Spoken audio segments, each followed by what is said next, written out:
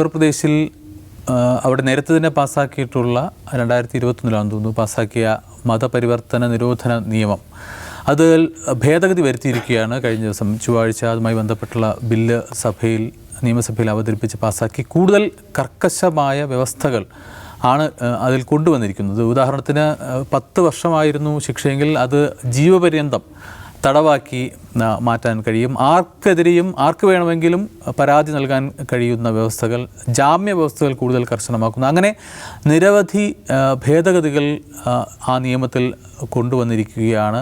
ഉത്തർപ്രദേശ് പോലുള്ള ഒരു സംസ്ഥാനത്ത് നിലവിൽ തന്നെ അവിടുത്തെ ക്രമസമാധാന നിലയെക്കുറിച്ച്, ലോ എൻഫോഴ്സ്മെൻറ്റിനെ കുറിച്ച്, അതിൽ ഉള്ള വിവേചനത്തെക്കുറിച്ചൊക്കെ ധാരാളം ആക്ഷേപങ്ങൾ ഉയർന്നുകൊണ്ടിരിക്കുന്ന ഒരു സംസ്ഥാനമാണ് ഉത്തർപ്രദേശ്. അവിടെയാണ് ഇത്തരം കൂടുതൽ കർക്കശമായ നിയമങ്ങൾ, ഭേദഗതികൾ ഉൾക്കൊള്ളിച്ചുകൊണ്ട് മതപരിവർത്തന നിരോധന നിയമത്തെ ഭേദഗതി ചെയ്തിരിക്കുന്നത്.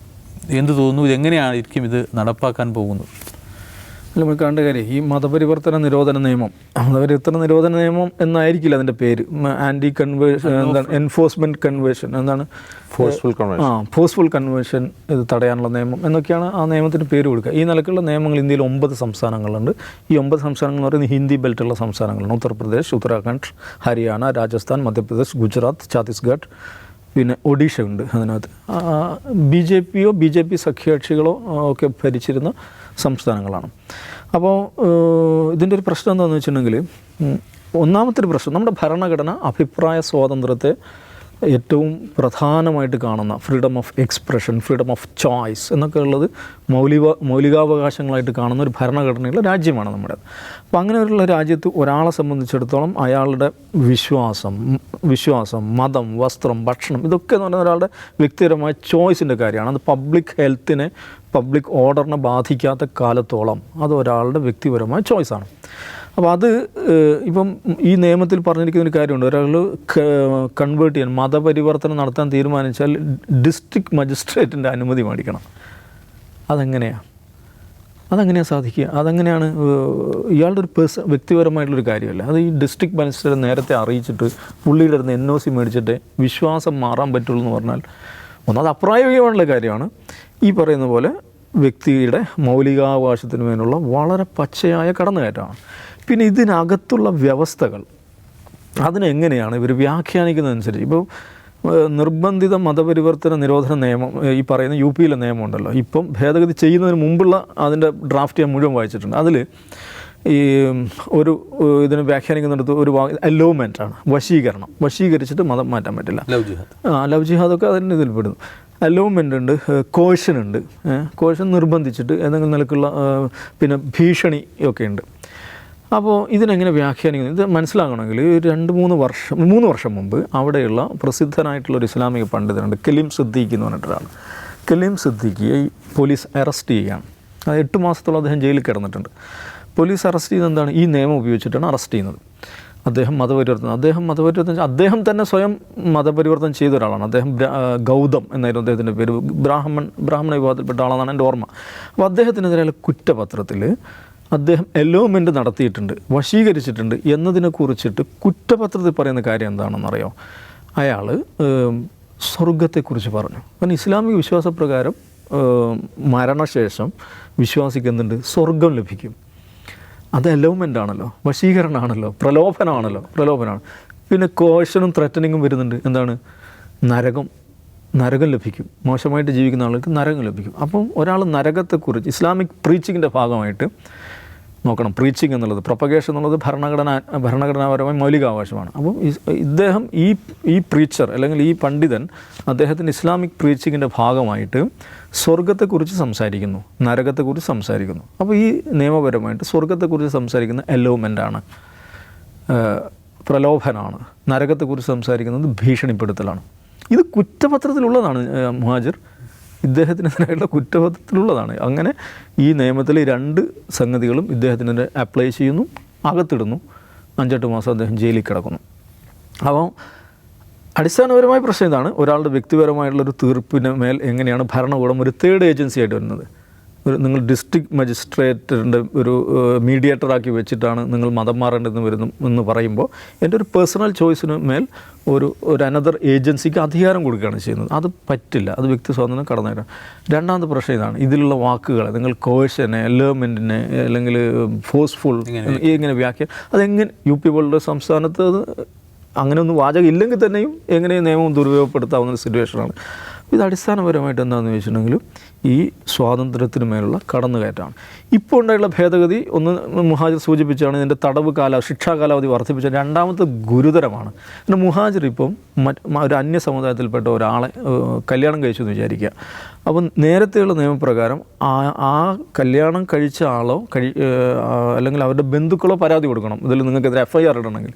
ഇപ്പം അങ്ങനെയല്ല, ആർക്കുമില്ല. നീ ഒരു അന്യസമുദായത്തിൽപ്പെട്ട ഒരാളെ കല്യാണം വെച്ചാൽ എനിക്ക് ഇവിടുന്ന് ഇമെയിൽ പരാതി അയച്ചാൽ മതി, ആ ചങ്ങായി മറ്റവളെ തട്ടിക്കൊണ്ടുപോയതാണ്, മതം മാറ്റിയതാണെന്ന് പറഞ്ഞിട്ട് അപ്പം ഇത് ജാമ്യമില്ല കേസാണെന്ന് മനസ്സിലാക്കണം. അപ്പം FIR ഇടാം, പൊക്കിക്കൊണ്ടുപോവുക, അകത്തിടുക.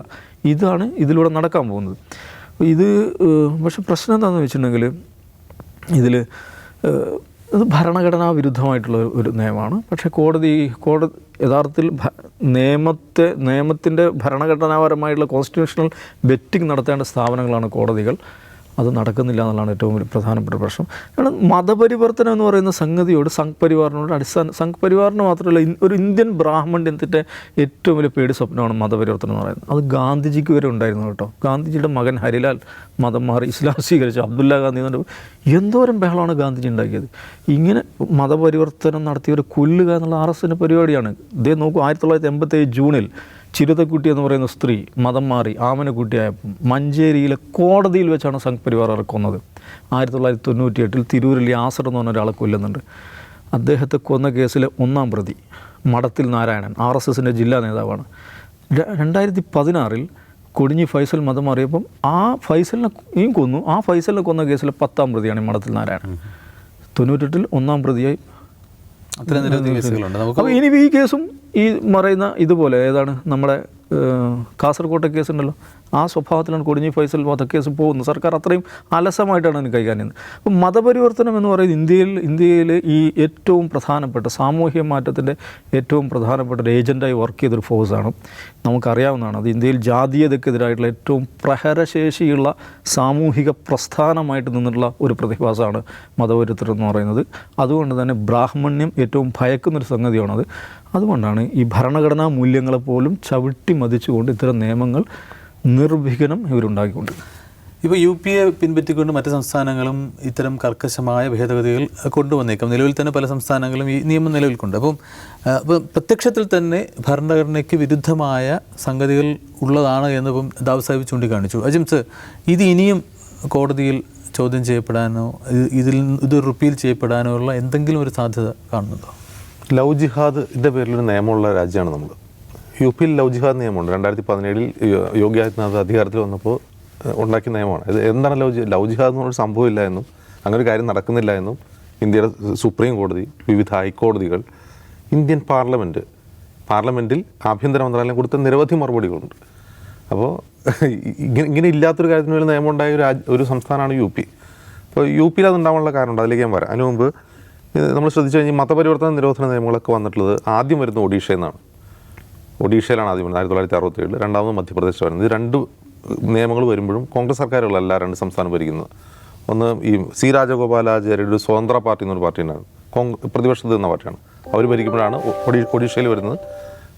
മധ്യപ്രദേശ് സംയുക്ത വിധായക് ദൾ ഭരിക്കുന്നത് ചെറിയ കാലയളവിലാണ് വരുന്നത്. അപ്പോൾ പിന്നീട് വളരെ വർഷങ്ങൾക്ക് ശേഷമാണ് പിന്നെ UP, കർണാടക, ഗുജറാത്തിലാണ് 2003 ഗുജറാത്തിൽ പിന്നീട് വരുന്നത്. അപ്പോൾ ഈ മതപരിവർത്തന നിരോധന നിയമം സ്ട്രിക്റ്റ് ആയിട്ട് നടപ്പാൻ അതിൻ്റെ വിശദാംശങ്ങൾ ദാവ് സാഹിബ് പറഞ്ഞു. ഞാൻ പറയുന്നത് അതല്ല, എന്തിനാണ് ഇപ്പോൾ ഇത് ഇനി മറ്റ് സംസ്ഥാനങ്ങൾ പിൻപറ്റില്ലെന്ന് മുഹാജിർ ചോദിച്ചല്ലോ. ഇത് നമ്മൾ ഈ കഴിഞ്ഞ ലോക്സഭാ തെരഞ്ഞെടുപ്പ് കഴിഞ്ഞപ്പോൾ എല്ലാവരും പറഞ്ഞു യോഗി ആദിത്യനാഥിനെ BJP കൈവിടാൻ പോവുകയാണ്, അവിടുന്ന് അദ്ദേഹത്തിനെ മാറ്റും, അല്ലെങ്കിൽ അദ്ദേഹം ഭയങ്കര പ്രശ്നം ഉണ്ടാക്കും. ശരിയാണ്, BJP അദ്ദേഹത്തെ ഡൽഹിയിലേക്ക് വിളിപ്പിച്ചിട്ട് അദ്ദേഹത്തോട് ധൈര്യമായി മുന്നോട്ട് പോകൂ എന്നാണ് BJP പറഞ്ഞത്. അതിന് കാരണക്കാരനായത് ആരാണ്? RSS ആണ് അതിലിടപെട്ടത് എന്നുള്ള വാർത്തകൾ വന്നു. RSS പറഞ്ഞിട്ടാണ് BJP അത് ധൈര്യമായിട്ട് പോകാൻ പറയുക. അപ്പോൾ ഇനി അവിടെ ആകെയുള്ള BJPയുടെ മുമ്പിലുള്ള ഏറ്റവും എന്താണ് വജ്രായുധം എന്ന് പറഞ്ഞാൽ വജ്രായുധം തേച്ച് മിനുക്കി എടുക്കുക. ഇപ്പോൾ ഇത് എന്താണ്? ഇത് മറ്റൊരു UAP ആണ്. UAPA വാസ് എന്താണ് UAPA ആരെ ഉദ്ദേശിച്ചായിരുന്നു? UAPA ഉദ്ദേശിച്ചിരുന്നത് അർബൻ നക്സലുകളെയും മുസ്ലിങ്ങളെയും ഉദ്ദേശിച്ചാണെങ്കിൽ ഇത് ക്രിസ്ത്യാനികൾക്കുള്ള UAPA ആണ് ഈ റെഡിയാക്കിക്കൊണ്ടിരിക്കുന്നത്. കാരണം ഒന്നും വേണ്ട, ഒരാളെ ജാമ്യം പോലും കിട്ടാതെ, വധശിക്ഷയില്ലാന്ന് മാത്രമേ ഉള്ളൂ, ജീവപര്യന്തം തടവ് ശിക്ഷ വിധിക്കാൻ പാകത്തിന് ഒരു ജാമ്യം കിട്ടാതെ അകത്തിടാൻ പാകത്തിനുള്ള വഴി. ഒരു FIR, ആർക്കും ഒരു FIR ഇടാം, ആരുടെ പരാതിയിലും FIR ഇടാം, ആരെയും അകത്തിടാം. ഇത് ഞാൻ പറയുന്നത് UP-യിൽ ഇത് ഡയറക്റ്റ് ബാധിക്കാൻ പോകുക ക്രിസ്ത്യൻസിനാണ്, ക്രിസ്ത്യാനികളെ ലക്ഷ്യം വെച്ചാണ്. പക്ഷേ അത് ആർക്ക് ഏത് ന്യൂനപക്ഷ വിഭാഗങ്ങൾക്കെതിരെയും ഇത് ചെയ്യാൻ പറ്റുന്ന രീതിയിലുള്ള വളരെ മാരകമായ നിയമമാണ്. അപ്പോൾ അതുകൊണ്ട് യോഗി അടങ്ങിയിരിക്കുകയല്ല, യോഗിയെ കുറെ കൂടി റീഇൻഫോഴ്സ് ചെയ്ത് RSS അവതരിപ്പിക്കുകയാണ് UP-യിൽ ചെയ്യാൻ പോകുന്നത്.